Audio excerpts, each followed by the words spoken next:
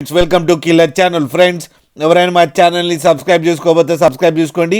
ఎవరైనా మీ డాగ్స్ కానీ మీ పెట్స్ కానీ అమ్మాలకు కూడా మా ఛానల్ వాట్సాప్ నెంబర్కి మెసేజ్ పెట్టండి.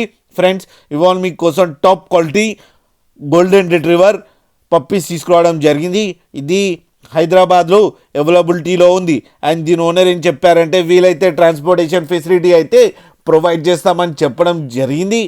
అండ్ ఈ పప్పీస్ ఏజ్ వచ్చేసరికి 40 days అని చెప్పడం జరిగింది ఫ్రెండ్స్.